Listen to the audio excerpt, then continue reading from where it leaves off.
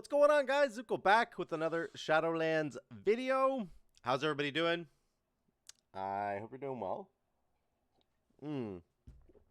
Hope you've got some coffees.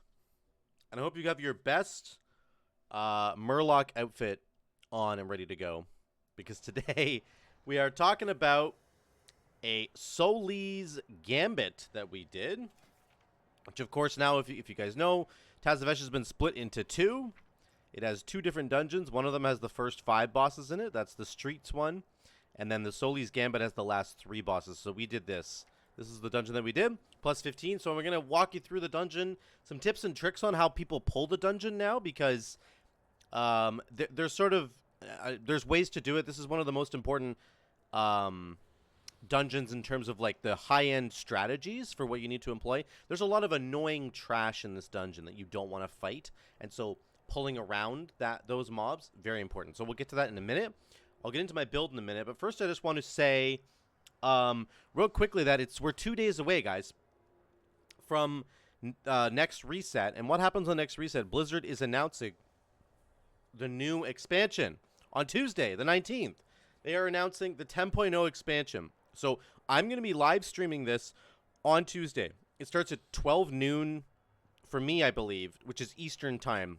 I need to check that again, but I'll be on all day Tuesday. I'm going to be on all day streaming this and giving like a live reaction. I want you guys there. We can all kind of react together and see what we think about the new expansion that we think is going to be like the Dragon Isles, right? The Dragon Isles, all about dragons. So we'll see what information they give us. I'm going to give my my predictions before we get the reveal and like a wish list of things that I'm hoping might be in the expansion, and you can all sort of participate too. So click on the Twitch link down below. It's in every one of my YouTube videos. I'm going to be streaming it live on Tuesday, the reveal of the new expansion. So be sure to tune into that. It's going to be a lot of fun.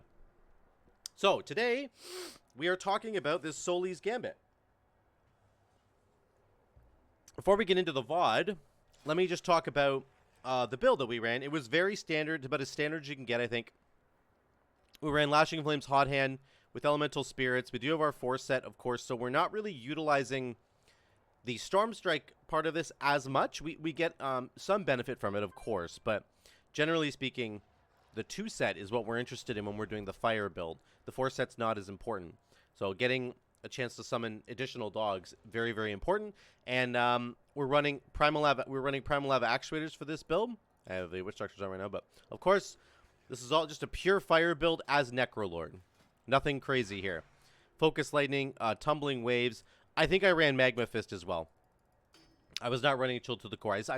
I've switched my build up since then. So I was running Magma Fist, Primordial Wave, and Focus Lightning. And you can see in the damage overall, Lava Lash just gets right to the top. And see how many times it crit? It crit 47% of the time. So you really do need the Magma Fist conduit for this build because your Lava Lash is going to be critting a lot.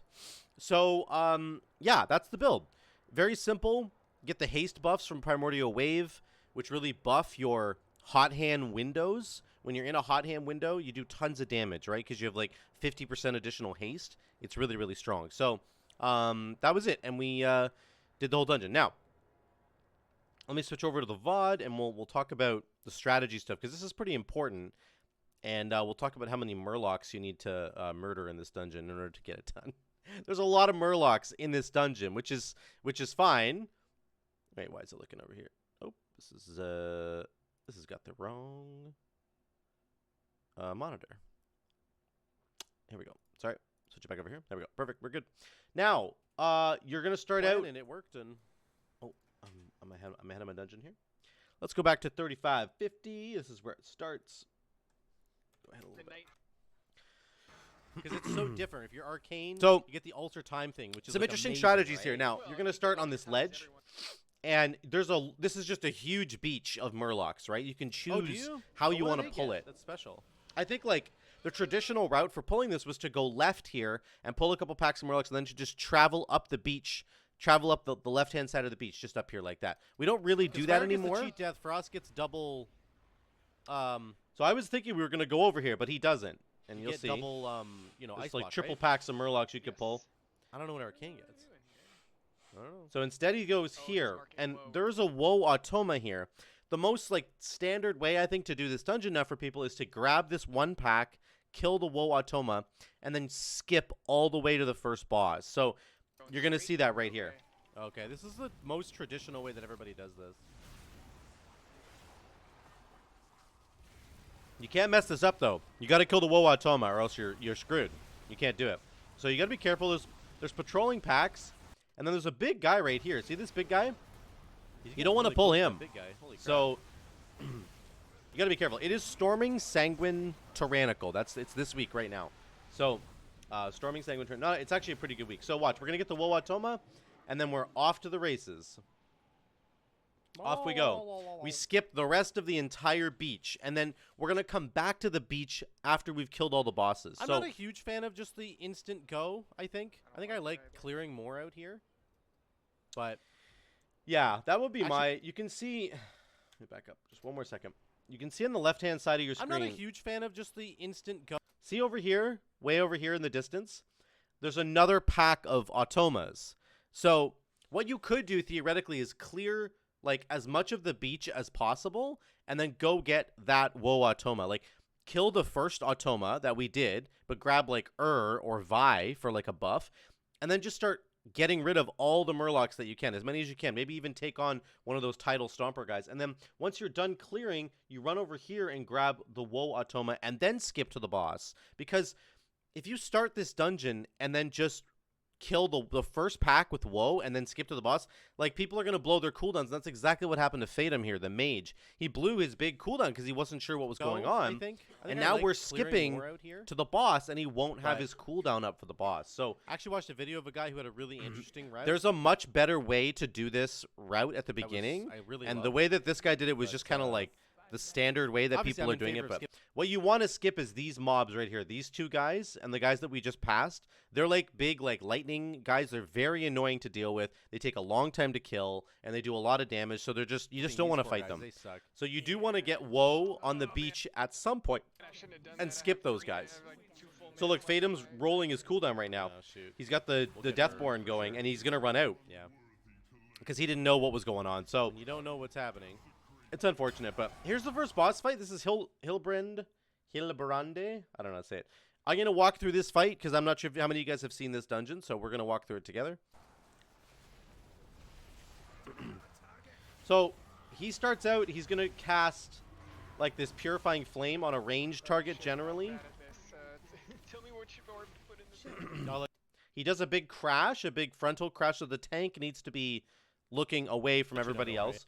There's the Purifying Flame. It's going to follow somebody around. This will literally one-shot you. You have to be very careful. And you don't want to track this fire. It leaves a puddle on the ground. Don't put that on these symbols, because these symbols on the floor will spawn orbs that you need to collect in a minute.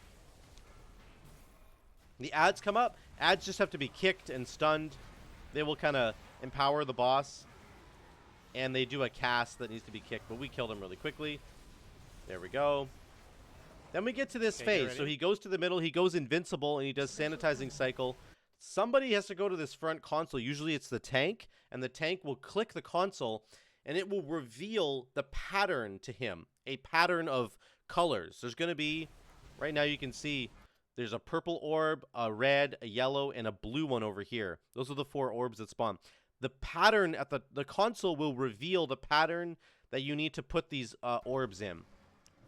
So I grabbed the red one, and it shows up. Everybody has an add-on that makes it show up in the chat log. So my chat log's down here. You can't see it.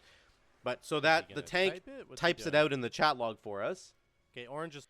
So it tells us the orange one needs to go up here in the front left, and then there's like the back left, and then there's the front right and the back right. It kind of shows you that. So you go put these in here. They have to be done in the right order. Yeah.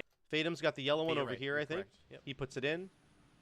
And then, boom, when you do it correctly, he gets kind of zapped. The add-on takes a minute. And you rinse and repeat the first phase again. That's the entire fight. It's a good little boss fight. I like it, actually. Now, there's an epic moment coming up here with Fatem, the mage. Yeah, it's in about 20 seconds. He almost gets hit by the frontal cone, but he, like, blinks out of it at the last second. It's so cool. The priest just had to do that 3 times. There's the frontal right there. So the ads come out again. We have to kick them, yada, yada. You can stun them with Cap Totem.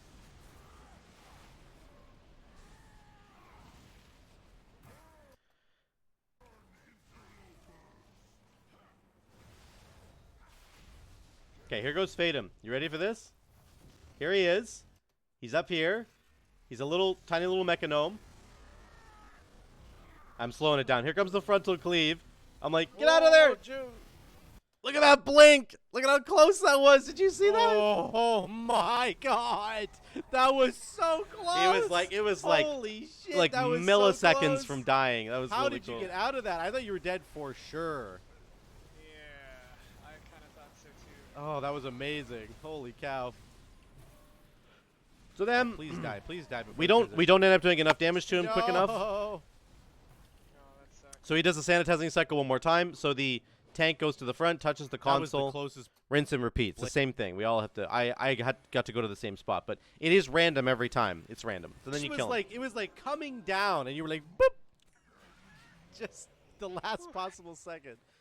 So that's the first boss fight. Nothing too hard. Remember, we've skipped to the boss fight, so we're missing most of our trash Hopefully he pulled percentage. Maybe he'll pull all the Most of the percentage in the knucklehead dungeon, like at least 50% of the trash percentage, is on that beach with the together. Murlocs. Guess we'll see. So this next section Knuckle is the slobbered Boralas deckhand trash. walkers. It's pretty dangerous.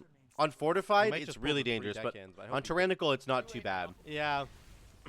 It's This good is to good see for this is good for our it now build though. like in a key like this when it doesn't really matter. And then, Obviously, if this you is do really it really good for later us, and where you're we like, get okay, hot hand and we can like you know tab exactly target through kinda how we're gonna enemies play this, and right? do lots of extra damage with fire. Once I do, it's like all good. I'm going to stun them all here. These guys are pretty dangerous. They have like a lot of spells that they cast. They need to be kicked. And then Sanguine's pretty annoying here. So again, like this week is Sanguine. It's mostly the tank's job to kind of take care of it, but you could really help him out. As Enhancement Shaman, we don't have a lot of tools to help out with that. But Ellie does. If you play Ellie Shaman, your Thunderstorm can knock enemies out of Sanguine, and that could be like actually really helpful. So there's something to be said for if you guys want to play Ellie Shaman this week, it's actually a pretty good week for it. But either way, we end up killing this trash here. And then the most dangerous trash in the dungeon is actually, not in the dungeon necessarily, but maybe in the whole dungeon actually. No, it's like second most dangerous. These packs right here, these guys are really dangerous, and it's just there's a really tight space to work with here. So you're going to come over here and kill these guys first. Again, you need to stun. You need to do a lot of stuff. They're pretty dangerous. We end up doing a lot of extra damage here. We're past 20k already, and we kind of maintain that, I think, because we get the big haste buff from Primordial Wave. But as we're killing these guys, another pack starts to move in right above us here, right around this area here. So there they are right there. They moved in. So now you have to be really careful about your spacing. Very careful. You have to make sure you kill these. And with Sanguine, it's even more annoying because they're going to drop those puddles, and it's just like you have no space to work with. So the tank did a really good job. He pulled things very well. You're going to pull the next pack into, you're going to kill them here. And then the next pack right next to the boss. There's a third pack there. Yeah. Just very dangerous trash. We're doing lots of damage. Again, this build will work fine for you. This is the most standard build. You could run Fire Nova as well, but we've had the whole discussion about I think that Frost Shock Hailstorm is just better than Fire Nova overall. But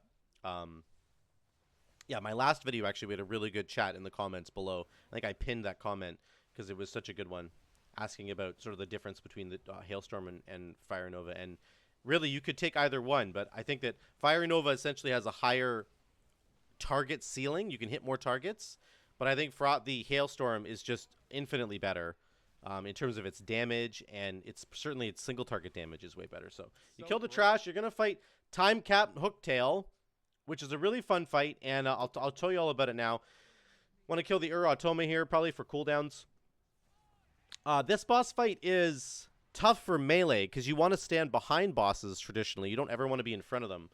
So there's a tank mechanic there. It's a big conal. All these pirates that are coming in from off the shoreline, they need to get hit with this beam from the tank. So other melee DPS like me can't ever really be standing with the tank. And these guys don't have an aggro table. They just run at anybody they want to. So the DK pulls them all in here, and then this blast is going to get rid of them. So watch, they all die there. He actually missed 2 of them there, so kind of annoying. This can start to become a really big problem. If you start missing these ads, they will start to just multiply and multiply, and you won't be able to get rid of them. And then if I get anywhere near her tail, I'm like dead. If you go near the tail of the boss, she'll do this thing called tail whip, and it like grabs you and stuns you and basically does all your health and damage. It's really nasty. These fire puddles that are getting thrown down, if you get hit, if you get hit by the cannon, you will die. Literally, you just die straight up. If you stand in the fire afterwards, it also does a lot of damage. So that's basically the whole fight. It's all on the tank, really, to do the tank mechanic correctly. There's chains as well that pull you towards the shore. I forgot about that. There are chains that will pull allies towards the shore. You just have to like hold the reverse movement arrow and you'll be okay. So nothing too special here, but it's actually a more dangerous fight than it looks at first. Yeah. We ended up doing 13.5k damage on that one. That's a good fight for us. So now the final section of the dungeon, which I think does have the most dangerous trash in it. You can skip this first trash pack right here, and I suggest you do. Just skip it and get around it and go to the next, because it's just annoying. It's a really annoying mob to deal with, and I'll show you why in a minute. But I just tell everybody to skip it. Then you just duck around this corner, and you've successfully skipped it. So I think you should all do that. It's just way, way better. Then you're going to pull these guys. These guys are, like, actually so nasty. The unstable rift cast that was trying to go off there, that needs to be kicked, or it does massive AoE damage. Reinvigorate, which I just kicked there. Sorry. It'll come up again here. Reinvigorate will just full heal them, basically, so you got to kick that as well. Right there, you can see it. Reinvigorate. I saved my kick for that, but then there's another one going off here. So you need to have lots of kicks, lots of stuns, cap totem, whatever you can use. Then there's obviously Sanguine to deal with. So there's another big trash pack over here. There's a patrol that's really difficult to deal with. These guys are so annoying. They just have so many spells. The DK, though, is really well suited because you can just yoink them all together. So Hyperlight Bolt is nasty. Unstable Rift, there it is right there. That Unstable Rift cast will basically kill your team. Not kill you, but it does just a big pulse of ticking damage. It's pretty crazy. So that's that. There is the other mobs as well. We're going to just kill this one other guy. These two mobs here, they do like a big frontal burst of damage. Drifting Star. You have to get out of the Drifting Star. And then they summon an ad called the Wandering Pulsar. The ad needs to die right away. It just pulses damage, a lot of damage. So kill it right away. It starts, see how it's pulsing? I mean, we kill it right away, so it only does, but it did like 25% of all of our health bars in like 2 seconds. Like, it's just so fast. So that's the trash that you need to kill. Nothing too crazy here. Let's move on to the last boss. Cool. Here's Soli. Soli has assassins at the beginning that also need to be kicked and stunned. Very important. So you're going to start, and I'll get to the phase 2. There's a phase 1, phase 2. So phase 1, she kind of looks like this, and then she turns into a big Automa. So here's the assassins. You can stun them with Cap Totem. They're going to spawn on the outsides, and then they'll kind of jump into the middle before they do their thing that you're trying to kick. But you can stun them here. I think I missed my stun on one of them. Yeah. So they jump away, and they do an ability that you need to kick. Now, the Death Knight had Slappy Hands going on. He had... so there it is, Shuriken Blitz. That guy's going to die, but they will jump away and do Shuriken Blitz. It needs to be kicked right away. It does massive damage to everybody in the group. But we end up killing them very quickly. That's all for phase 1. That's like all the entirety of phase 1. The this will go down as well, this circle on the ground. You can see the priest running into it, and then it puts a debuff on all of us. See that? So that has to be triggered 5 times in a row. 5 times in a row. Should be doing it. If you just trigger it back to back to back 5 times in a row, then the debuff that you get stacks. So you can't do that. You need to like hit it and then run away and then let it fall off and then hit it and then let it fall off and hit it and let it fall off. That's what you have to do. So the assassins come out again. Once you get Soli to half health, she transitions into this big Automa looking thing. And then you get this ability. Let me back up a little bit. These stars come out. You're going to get an arrow that goes through your character, and you need to see all the arrows going out. I almost messed this up. The arrow that you get needs to go through the star, not on top of the star, through the star. So watch this. I put my arrow right here. That means it's going to go through the star, and boom, it works. I got there. So we got all 5 of them right off the bat, which was really great. He should go into a corner here. Then, yeah, as I'm saying right now, I'm saying the tank should actually take the whole group, take the boss into like a corner over here, because she's going to detonate all these stars. And it just gets really hectic if you're standing in the middle of the room, which we are right now. So here comes the first detonation. It's going to blow up, and then it releases all those missiles. And, like, it's just really dangerous. If you get hit by like 2 of these, you will die, basically. See, look, that's what happened to the priest. He got hit by 2 of them, and he's dead. Well, healer got hit twice. Yep. He turns into a seed. So here comes the collapsing star again. We need to trigger this. I gotta wait. This is the thing you have to trigger 5 times in a row, Oh right? no, that was so sad. We'll get the healer up. It's not a big deal, but I keep triggering Yeah, this. go. No, the DK's got it. So you can see we triggered it twice. We now have 2 stacks of the debuff, which is not the end of the world, but it does a lot of damage. So anyway, he's blowing up the stars again, and I do think that the tank should just take us into a corner. It's just easier to see them all. If your back is up against a wall somewhere, it's really easy to see them all. Otherwise, people will die in this section all the time. People die in this section because of that. So that's basically the entire fight. We have to do the line thing again, and that's it. That's the fight. So you're going to kill Soli. Then, once you're done, remember there's this trash pack we didn't kill. There's a portal that opens up right here that'll take you back to the beginning of the dungeon, where you're going to kill the rest of the Murlocs. You can see we only have 54% of our trash count. I said this about 50% is in the Murloc zone. So you can just run over here, and you won't aggro these guys, and you just run through the portal, and that'll take you back to the beginning. We have about 12 minutes left to do this. Nobody took the star at all. That's what I thought, but yeah. Okay, Now we can pull whatever we want. We're done with the bosses, so we just pull whatever trash we want. On a non-fortified week, like on tyrannical weeks, I think it's perfectly okay to grab one of the big sea giants. So I think the tank opts out of that. He doesn't want to do that, but actually good that we tunneled it. I think it's okay because the big giants do this like stomp ability that does a lot of damage, but it's not the end of the world. So there's only one important ability really on the Murlocs. Like at the at this level, if you went to higher Mythic Plus, it starts to matter more some of the other abilities. But let me go to. In about 30 seconds, you're going to see there's an ability called Invigorating Fish Sticks that you need to either stop the Murloc from casting, or you need to kill the fish stick totem when it comes out, like right away. You got to kill that thing. So obviously, you don't want to pull more than you want to pull, so you have to be kind of careful. The Murlocs will try and run away when they get low, and that can be really dangerous because they'll go aggro other packs. So you have to have sort of a plan. Binding shot is good. See, that guy's running away right now. See this guy? Running away. He's going to go aggro another pack if we don't deal with him. So, like, binding shot from hunters, cab totem, earthbind totem to slow them down. Whatever you can do. Spear of Bastion from warriors. It's all really, really good. So here comes fish sticks. Did we already see it? Is it here? Maybe I missed it. Give me 1 second here. 54:45. It should be right here. We'll just see. See if they cast it here. There it is. Invigorating Fish Sticks is being cast. And there it is. The totem is right there. So you can either stun the Murloc before he gets the cast off. Something like Sundering is really good for that because it's instant cast. And if you do interrupt him from casting it, then you're good to go. He won't cast it. But the totem's right there, so we turn and kill it right away. Fish sticks. Yeah, we just burned it right away. That's what you want to do. The Invigorating Fish Stick totem will heal all nearby Murlocs. Like, it'll keep pulsing like a heal every 1 or 2 seconds, and it'll basically just negate all your damage, so you have to do it. So that's it. We get the rest of our trash. You could pull more Murlocs here if you wanted to. Like, you could pull several packs together, and that would be perfectly fine. Or some of the giants, you could pull them as well.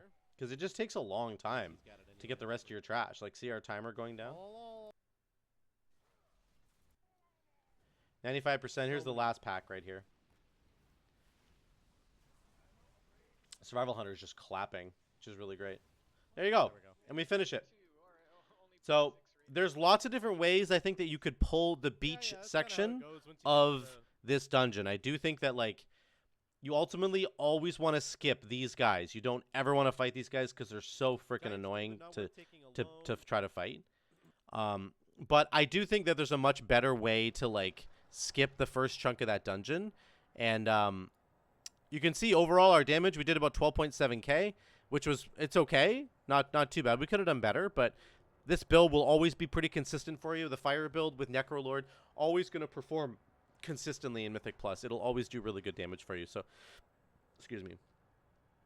That's kind of the dungeon in a nutshell. Here's what you want to do. You want to start out by either you grab Woe right off the bat, and you don't use any cooldowns on that little Murloc pack, and then you go right to the boss, and then you use all your cooldowns on the boss, or you pull like most of the beach and use all your cooldowns and like as much as you can sort of use, and then you grab the second Woe that I talked about being on the left-hand side, and then skip to the boss at the very end. And then you're done with your trash packs. Like, pull like 50% of your trash, or 55% of your trash in the first section there, and use your cooldowns multiple times, and just have a blast blowing everything up. And then get that last Woe before you go in and skip to the boss. I think that's a better way to do it, because then you're not backtracking, and it's just way more efficient. I think you could probably save yourself a minute or two of time just backtracking instead of and just doing it that way. So then you skip to the first boss, and then you just do the rest of the dungeon the way that it normally would be. So I think that that's honestly a better way to do it. I think this whole like grabbing the first Woe, skipping to the boss, then coming back, it's just annoying. Like, just get it all done right off the bat, and use all your cooldowns and stuff, and make sure that they're up again for the boss fight. But that's just my opinion. But either way, this group was fine. We did really, really good damage, and we were able to get it done. So all of our DPS profiles were pretty close there. But that's Soli's Gambit. I just wanted to show you guys some tips and tricks for the dungeon. In particular, the route is really important. How you want to run the dungeon is super important. And even on Tyrannical Week, the bosses are not too hard. There's some important kind of strategies for that. Timecap'n Hooktail is just kind of an annoying boss to deal with. You just have to just kind of deal with it and just do the best you can. Don't ever stand behind the boss. Just try to do your best as a melee character.